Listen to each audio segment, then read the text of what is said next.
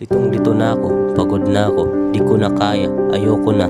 Itong mga salitang to ay kadalasan mo narinig sa isang estudyante o trabahante. Pero sa kabila ng lahat ng ito, naiisip niyo pa ba yung future niyo? Hindi ako basta-basta sumusuko. Kasi alam ko sa sarili ko na my partner is always on my side. Haba improvement, Coffee po Blanca, creamy roasted coffee. With New Zealand milk that adds more content that make it go creamier to creamier to get you ready and focus it.